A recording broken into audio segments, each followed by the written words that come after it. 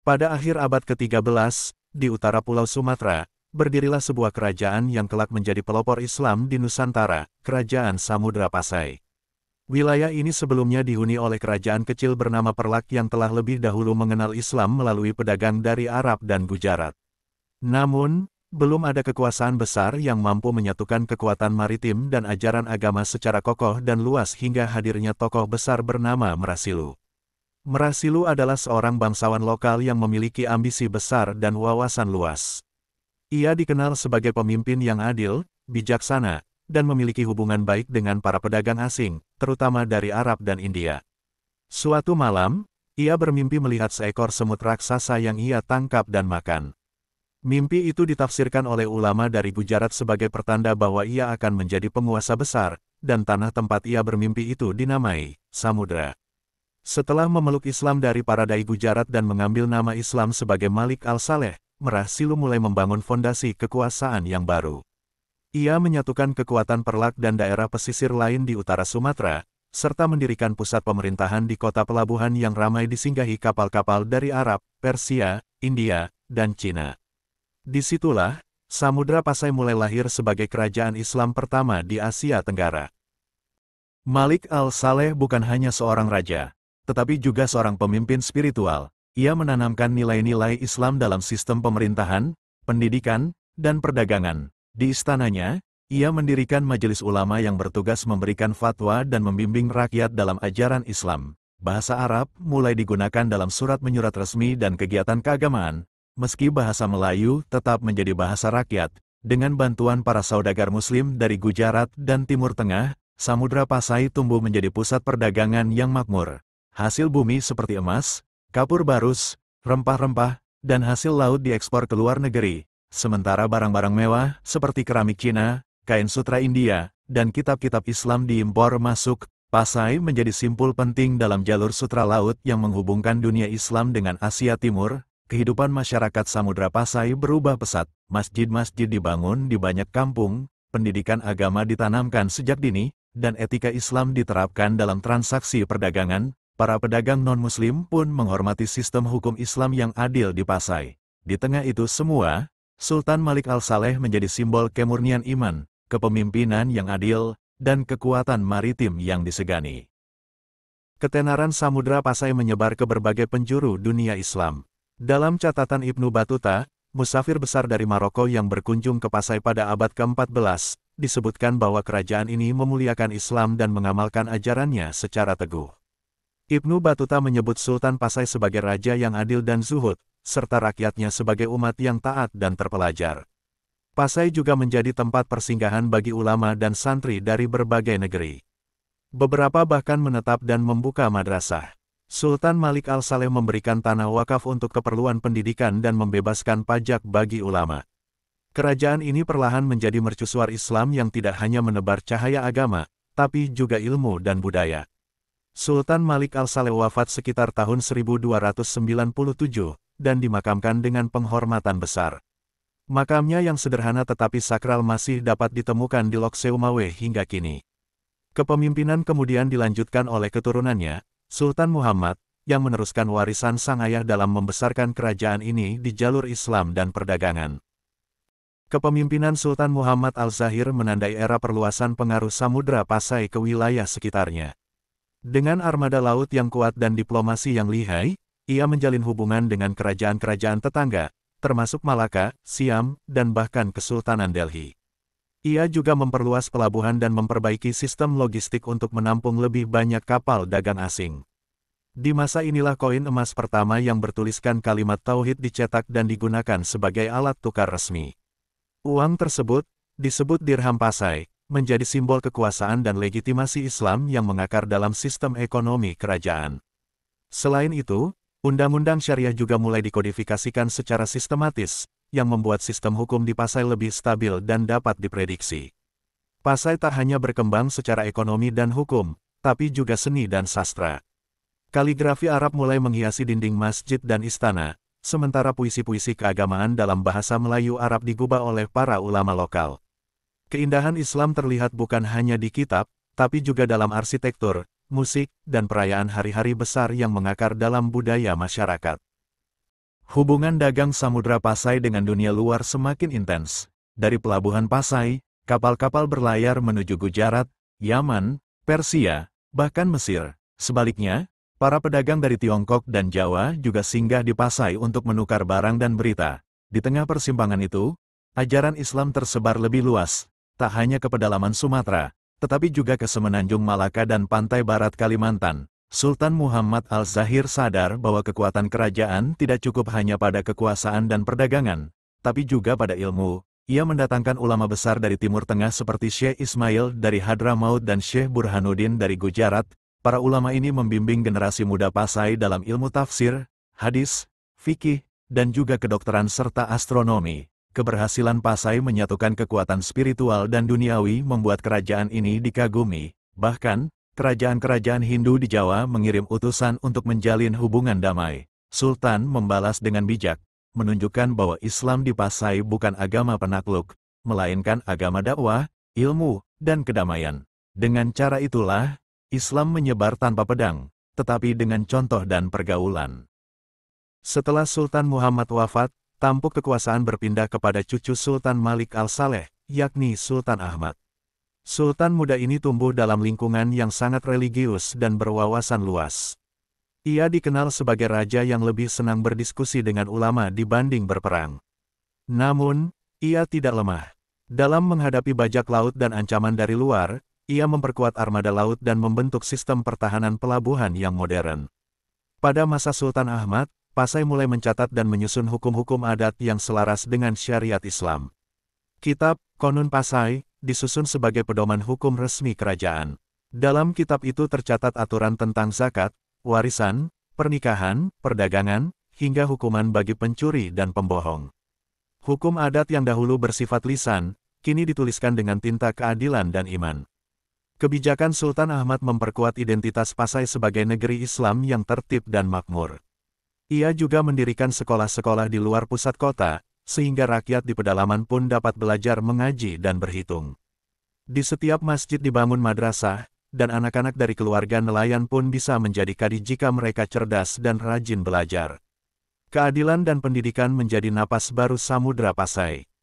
Namun, seiring kejayaan, muncul pula ancaman baru. Kerajaan-kerajaan lain seperti Aru dan Lamuri iri terhadap kemajuan Pasai. Mereka mencoba menyusupkan mata-mata dan mengganggu aliran barang dagangan. Sultan Ahmad yang cermat menanggapi hal itu dengan pendekatan diplomasi. Ia mengundang raja-raja kecil ke Pasai dan memberikan mereka hadiah berupa sutra, rempah-rempah, dan kitab suci. Alih-alih berperang, Sultan membentuk aliansi perdagangan dan pertahanan bersama. Ia mengangkat para pemimpin daerah sebagai mitra, bukan musuh.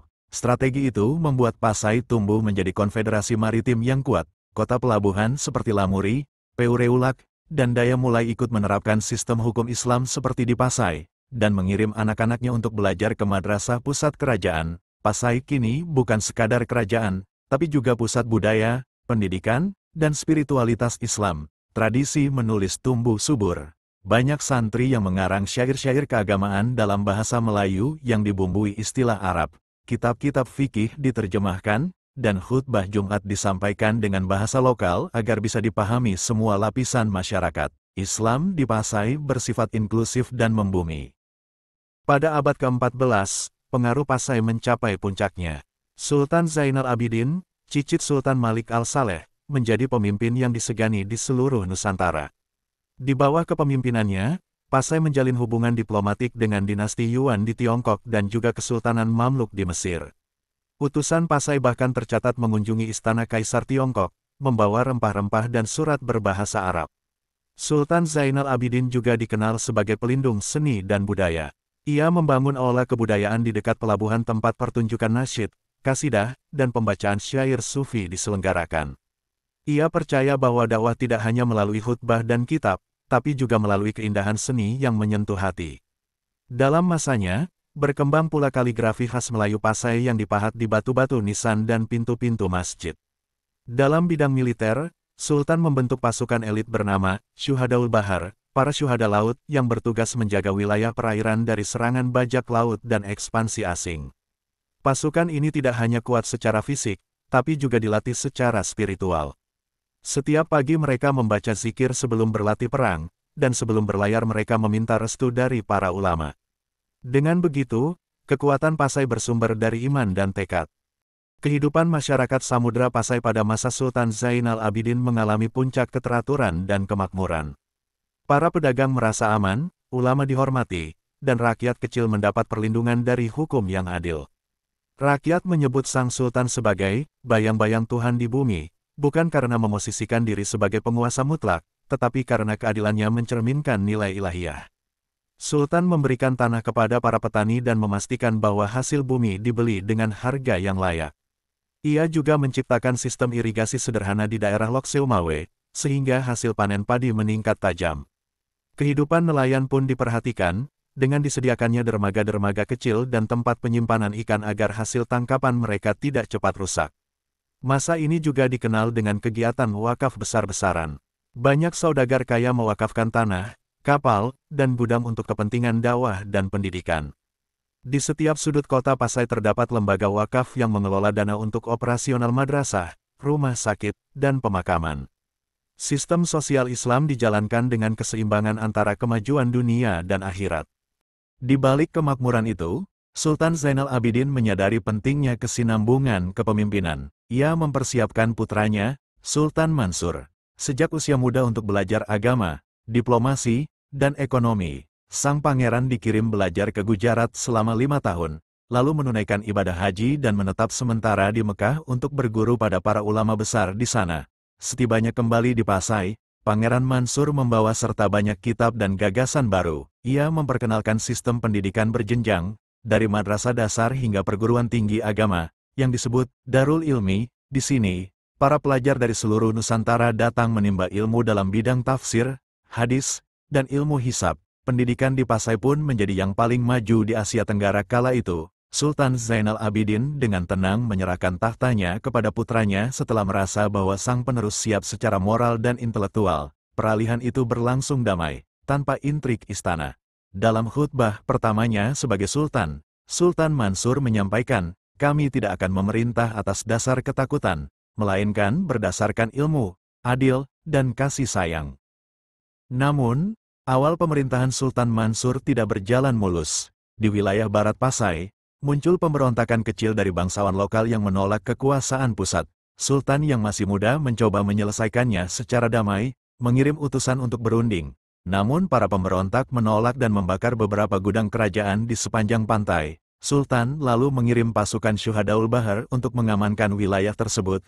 Namun, ia memerintahkan agar tidak ada rakyat sipil yang dilukai, dan setiap rumah yang rusak diganti oleh kas kerajaan. Dalam waktu 2 bulan, pemberontakan berhasil diredam tanpa pertumpahan darah besar. Rakyat justru semakin percaya pada keadilan dan kasih sang Sultan muda. Sebagai balasan atas kerusakan, Sultan Mansur tidak mengeksekusi para pemimpin pemberontak. Ia justru mengajak mereka bergabung menjadi bagian dari Dewan Permusyawaratan Kerajaan.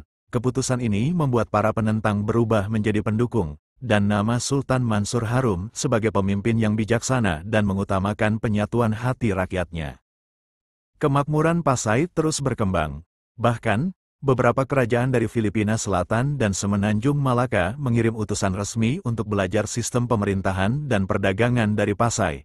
Sultan Mansur menyambut mereka dengan hangat dan mengirim pula guru-guru agama dan tata niaga untuk membantu kerajaan-kerajaan sahabat tersebut membangun sistem yang lebih baik. Di bidang ekonomi, Sultan memperkenalkan sistem pencatatan niaga yang rapi. Semua kegiatan ekspor-impor harus dicatat dalam kitab niaga yang dijaga oleh pejabat yang dikenal sebagai Amin Al-Tijarah. Para pedagang kecil pun mendapat pelatihan agar bisa naik kelas menjadi saudagar besar. Sultan juga mengeluarkan peraturan baru yang melarang monopoli oleh bangsawan istana, menciptakan keadilan ekonomi. Tak hanya itu, Sultan mendirikan Bai al-Mal, atau perbendaharaan negara dengan sistem akuntansi syariah, dana zakat, pajak perdagangan, dan wakaf dikelola secara transparan. Di hadapan rakyat, laporan tahunan keuangan dibacakan oleh Kadi Agung. Rakyat merasa dihargai dan dilibatkan dalam pembangunan, meski mereka bukan kaum bangsawan. Inilah cikal bakal pemerintahan Islam yang terbuka dan partisipatif. Pada pertengahan abad ke-14, badai mulai datang dari luar. Kekaisaran Mongol yang telah menaklukkan sebagian besar Asia, mengarahkan perhatiannya ke kawasan Asia Tenggara. Meski mereka tidak menginvasi secara langsung, kapal-kapal mereka mulai menyusup ke jalur perdagangan. Beberapa kerajaan lain mulai panik, tapi Sultan Mansur memilih memperkuat pertahanan pelabuhan dan mempererat aliansi dagang. Ia mengirim utusan ke Tiongkok dan mengajukan perjanjian damai sekaligus perdagangan. Kebijakan ini berhasil meredam potensi konflik. Pasai tidak menjadi sasaran serangan, karena dianggap sebagai mitra dagang yang penting dan stabil. Dalam perjanjian itu, Sultan Mansur menjanjikan pasokan rempah-rempah tetap aman selama kapal-kapal asing tidak mencampuri urusan internal kerajaan. Kebijaksanaan ini mengukuhkan posisi Pasai sebagai pemain utama dalam diplomasi regional. Bahkan, kerajaan Majapahit yang saat itu sedang naik daun pun menghormati posisi Pasai. Kedua kerajaan, meski berbeda agama, menjalin hubungan baik. Hubungan ini mencerminkan semangat toleransi dan kedewasaan politik yang menjadi warisan besar Sultan Malik al-Saleh dan para penerusnya.